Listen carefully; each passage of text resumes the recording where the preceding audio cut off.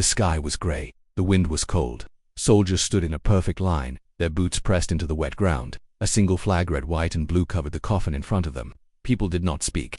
They only watched. Captain Rena James was dead. She was not just a hero. She was the woman who saved Earth during the siege of Europa.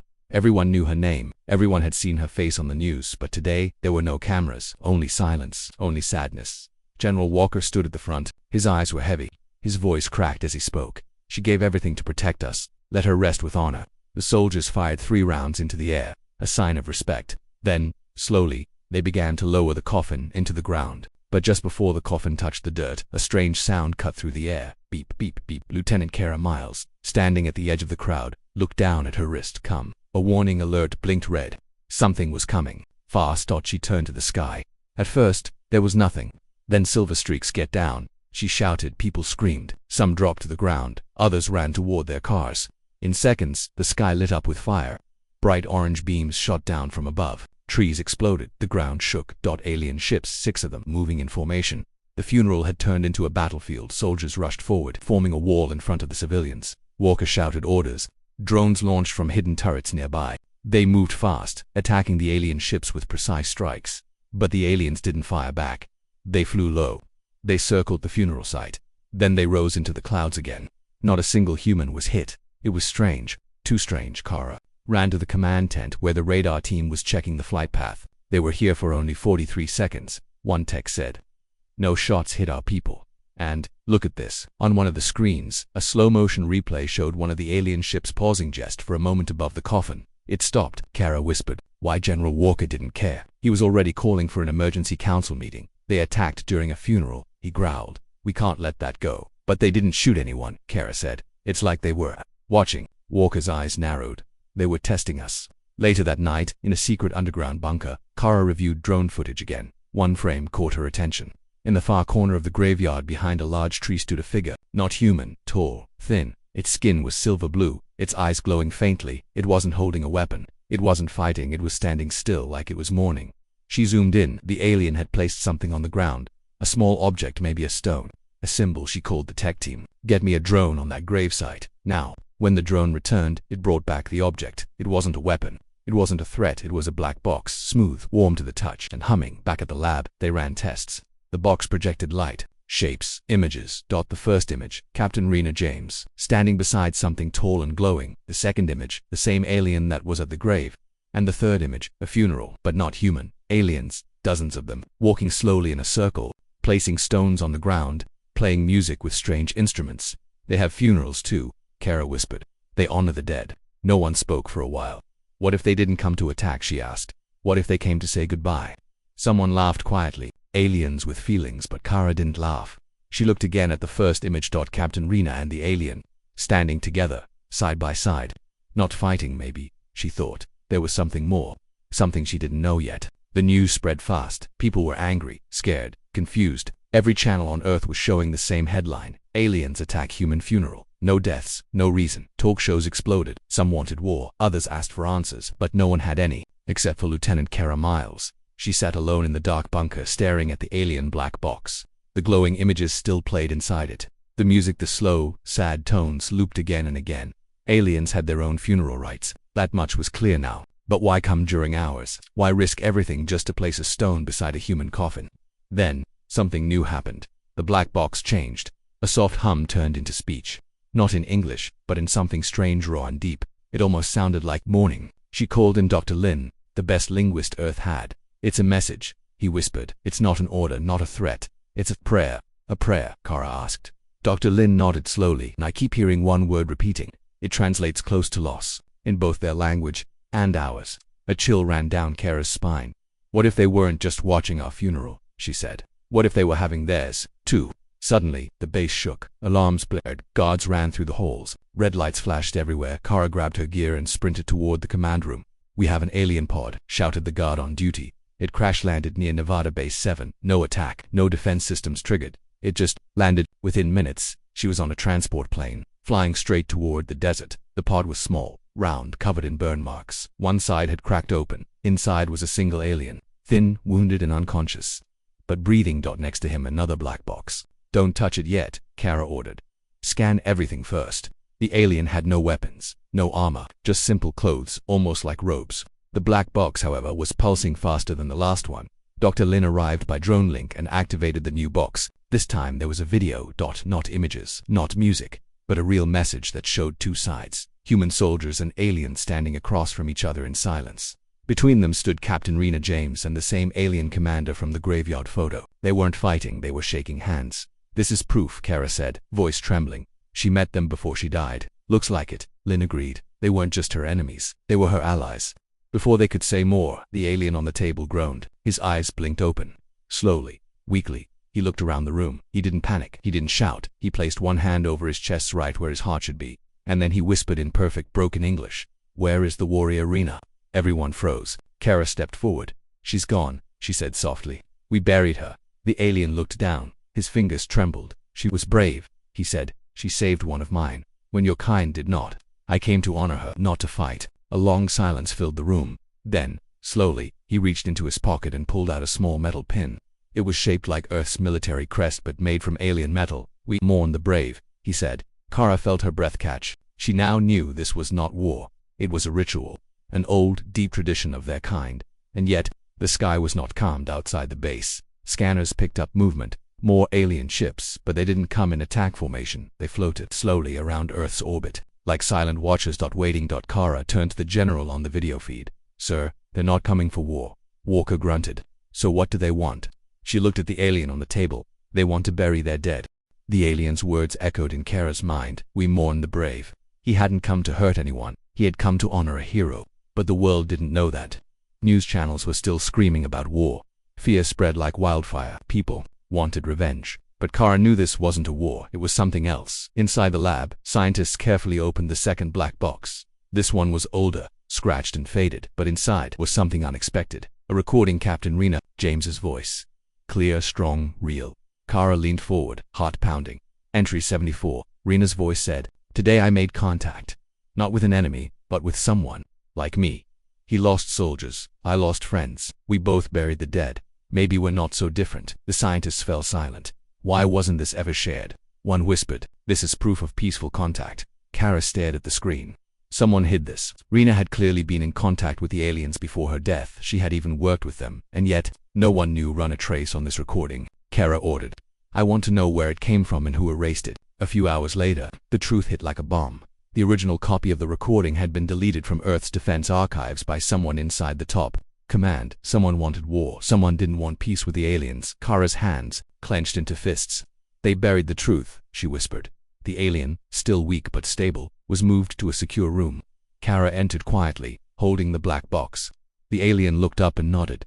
"You heard her," he said. Cara replied. "She trusted you, and she died before anyone knew." The alien closed his eyes. "She saved my brother's life. That is not forgotten." Cara sat down across from him. "What were your people doing during the funeral? Why come to Earth at all?" He didn't speak for a long time. Then finally he said, "Captain Rena made a pact with our leaders. If one of us fell, the other would honor them. She told us about your funeral ways. We came to do the same for our dead. One of ours was on that ship." Cara's eyes widened. "You mean the alien in the pod?" The alien nodded slowly. "His name was Yvonne. He died defending her. He fought beside her, not against her. He was one of the few who believed in peace." Cara swallowed hard. The puzzle was almost complete now. "So you came not to attack but to hold your own funeral. At the same place. The same time." "Yes," he said quietly. "But your people panicked." Cara sighed. "We didn't know. And someone up there made sure we wouldn't." She walked to the window and looked up at the night sky. Dozens of small lights hovered above the clouds. Alien ships, silent and unmoving. No weapons fired, no movement, just waiting. Then a new signal came in. "Lieutenant," a soldier called. "You need to see this." Cara followed him to the surveillance room. On the screen, a strange formation was taking shape in the desert, miles from the crash site. Dozens of aliens were landing. Not in attack positions, not armed. They were placing stones in a perfect circle. Each stone had a name, glowing in soft white light. A funeral, their kind, silent, peaceful, honoring the dead. Dr. Lin joined her at the monitor. "It's exactly what the box showed," he said. "They're doing it just like they said they would." But not everyone was convinced. General Walker appeared. "On the secure call, I don't trust them," he barked. "They're gathering in our land." "For what?" "To spy, to prepare for war," Cara snapped. "They're burying their dead, just like we did." Walker didn't listen. "I want fighters in the air within the hour." Cara's heart pounded. "If we strike now, it will start a real war." But the screen showed something else, a group of aliens placing a final stone, then stepping back. Heads bowed, they lit a soft flame in the center and stood in silence, not for 1 minute, but for 10, not moving, not speaking, just honoring their loss. Night had fallen over the Nevada desert. The sky was clear, full of stars. But the ground below was not silent. Dozens of alien ships hovered low, their lights soft and steady. Not one moved out of line. Not one pointed a weapon. They stayed in place like guards protecting something sacred. Cara stood outside the observation tent, watching through binoculars. "I've never seen anything like this," she said quietly. Beside her, Dr. Lin held a notepad, full of strange alien words and symbols. "They're forming a perfect burial ring," he said. "Exactly as seen in the black box." The aliens moved slowly, each holding a glowing stone in both hands. One by one, they walked toward the center of the circle, placed their stone, and returned to their line. No talking, no weapons, only grief. Inside the command center, the mood was tense. General Walker watched the live feed with narrow eyes. "They're still on our land," he growled. "We need to show strength." Cara turned toward the screen. "They're not preparing for battle, sir. They're mourning." Walker wasn't convinced. "And why do it here?" Cara took a breath. "Because the one they lost, Yvonne, died here, beside Captain Rena. They were allies. He saved her life once." Walker looked at her. "And you believe that?" "I do," she said firmly. "And we have proof." She handed the general's assistant a flash drive. Inside it was the recovered footage, Rena and Yvonne fighting side by side, bleeding, dragging each other out of danger. Not enemies, not traitors, partners. Walker said nothing. Meanwhile, the alien funeral was reaching its final stage. The last alien stepped into the center of the stone circle. He was old, his skin was pale and cracked. He carried no stone, only a small device in his hand. Cara watched closely as he pressed a button. A tall blue flame burst into the sky. It was silent, cold, and it danced like wind. All the aliens dropped to their knees. One long tone played low and deep. It echoed across the desert like a song from another world. Even the human soldiers watching from a distance fell quiet. No one knew what to say. No one expected to feel this much. Sadness. Cara's voice came through the radio. "They're not our enemies," she said. "Not tonight." Then, to everyone's shock, she walked out of the camp, alone, toward the aliens. Guns turned. Scanners beeped. Everyone shouted. But she kept walking, and the aliens didn't move. She stepped inside the stone circle, stopped beside the flame. The old alien looked at her. Their eyes met. Then slowly, Cara bent down and placed something beside the blue fire. It was a folded flag, Captain Rena's flag. She stepped back. The old alien looked at the flag for a long time. Then he touched his heart. He turned to the others and raised his arm. All the aliens stood up. One by one, they pressed a button on their suits. Each one displayed a new symbol on their chest. It wasn't alien script, it was a human letter, the letter R, for Rena. Back at the command center, no one spoke. General Walker stared at the screen in silence. "What do we do now?" one officer whispered. Walker let out a long breath. "We wait." For the first time in days, there was no fire in the sky, no anger, no threat. Just silence. 2 funerals. 2 species. 1 shared moment.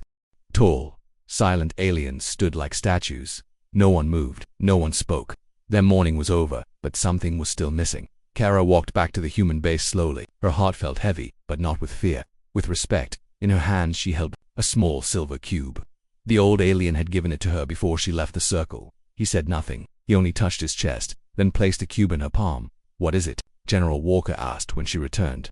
"I don't know," she said softly, "but I think it's from her." They placed the cube in a secure scanner. It lit up at once, humming with quiet energy. A beam of soft white light shot into the air. Then a voice spoke. "Captain Rena James." Her image appeared in the light. A full hologram standing alive, her eyes looking straight ahead. The entire room went silent. Her voice was clear. "If you're seeing this," she began, then, "gone, and if I'm gone, it means we failed or we were betrayed." People leaned closer. Even the coldest officers held their breath. "Months ago," Rena continued, "I made contact with an alien team on a broken moon. We should have fought, but instead we talked, we shared stories, and we both cried for our dead." She paused. "I learned that grief isn't human, it's universal." She looked down for a moment in the recording, then back up. "The one called Yvonne saved my life. Twice he was my friend. We made a pact. If one of us falls, the other will honor that life." Tears filled Cara's eyes. "I know not everyone on Earth wants peace," Rena said. "Some will bury this message, some will lie. But if you find this, don't let anger—" When she stepped forward, close to the camera, "Honor the dead, even if they're not like you." The light faded. The cube dimmed. No one in the room said a word. General Walker stood frozen, his mouth open then closed again.